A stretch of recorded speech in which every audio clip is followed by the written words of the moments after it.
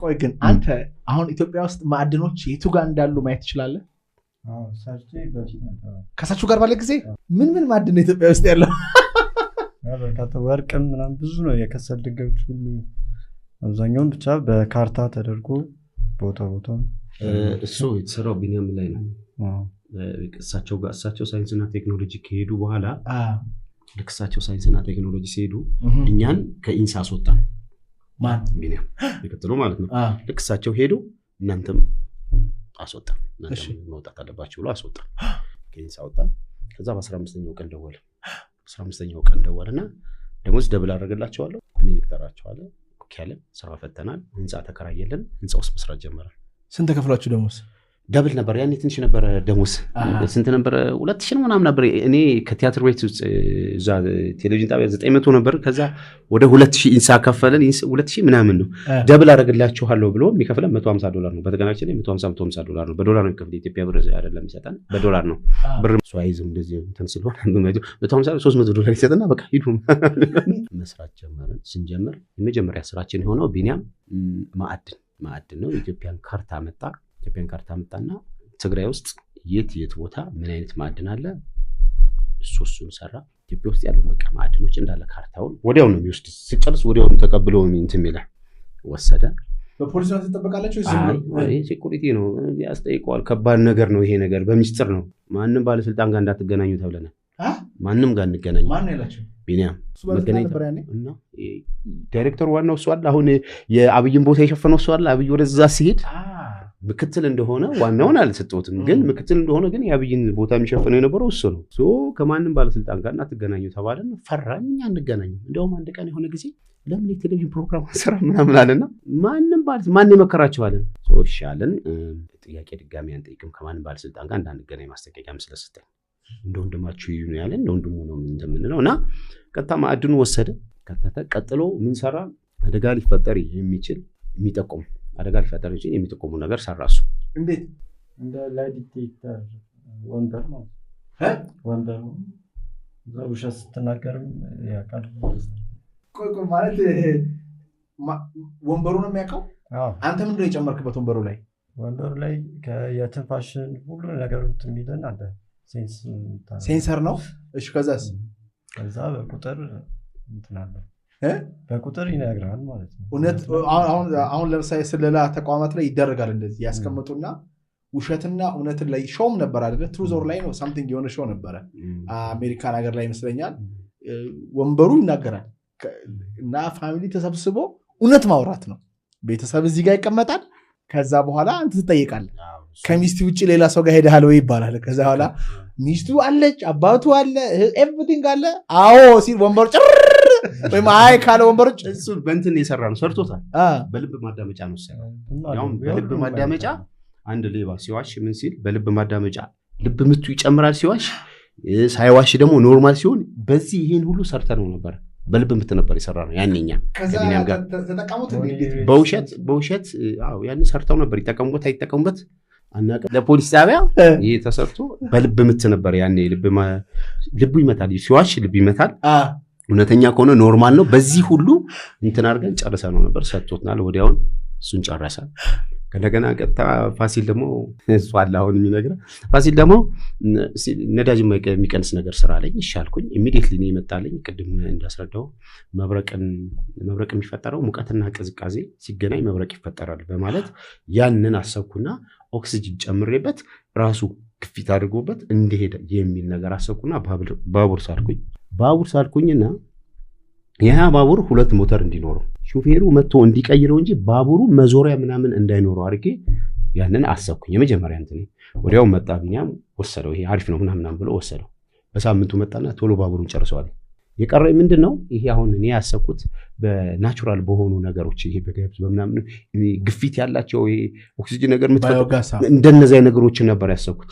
ያንን እያሰብኩኝ ኬሚስት እያደረኩኝ ሳለ ግን እሱ ምን አደረገ? ያን ብቻ ወሰደና በጣም አሪፍ ነው በቃ ቶ ይሄ ባቡሩ ይቀጥል ቶ ምናምን አለኝና ባቡሩን ከወሰደ በኋላ በዚህ ጥሩ ነገር ሰርታችኋል ብሎ እኔ ጋር አንድ በግ 1000 ብር ቤታችሁን ሊብሎ እሱ ጋር አንድ በግ 1000 ብር ምት ነው ደስታ ትዝ ይላል።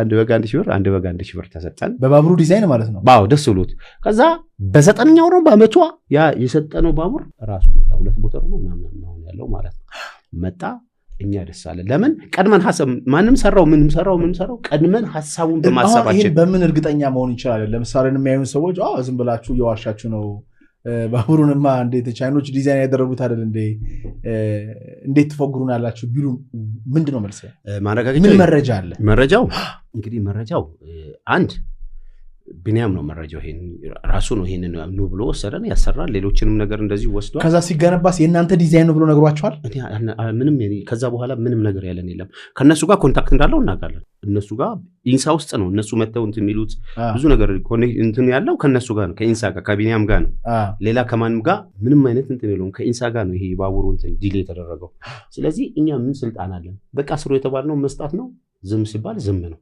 ግን እሱ ደስ ብሎት ዋና የሚባል ሹፌሩ አለ አሁንም እዛው ኢንሳ ውስጥ እሱ መጣ እሱን ጭኖት አንድ በግ 1000 ብር ሰጠንና ሄደን ሌላ ነገር ያደረገው ነገር የለም ከአመት በኋላ ግን ማንንም ይስራው ማንንም እኛ ሳትስፋይ ሆነው ቀድመን በማሰባችን ነው እኛም ሰራ ነው ሌላውም ሰራው ቀድመን በማሰባችን ሌላ መስራት እንደምንችል ይሄንን ያረጋግጥ ለኛ ማረጋገጫ ቢያንስ ማን አለ እሱ ነው እሱም ደግሞ ዝም ነው ያለ ወሰደው ዝም አለ ራሱ አሁን በማን እንትን እንደሆነም ራሱ አናውቅም ቻይናዎች ዲዛይኑን እንዳልሰሩት እናውቃለን ኦኬ ደስታ ሌላ ምን ነገር አድርጋችኋል እስቲ እንደው በዋናነት ይሄን ያቀረብን ያለ ነው የሰው ልጅ የሆነ ጸጋ አለው የሆነ ፓወር አለው የሆነ አቅም አለው መጽሐፍ ቅዱስ ላይ እነ ኢያሱ ፀሐይን እስከማቆም ደርሰዋል እምነታቸው እነ ሙሴ ባህርን ከፍለዋል እነዚህ ነገሮችን ዓለም ላይ በጣም እየተጠኑ ነው ጌታችን በግልጽ ያወራው ነገር አለ በኋላ ላይ መራመድ እነ ጴጥሮስ በኋላ ላይ ተራምዷል በኋላ ላይ ተራመዳል እንዴ really በኋላ ላይ ተራመዳል ተራምዶ ታውቃለህ ሰርተን ከማን ጋር የሰራው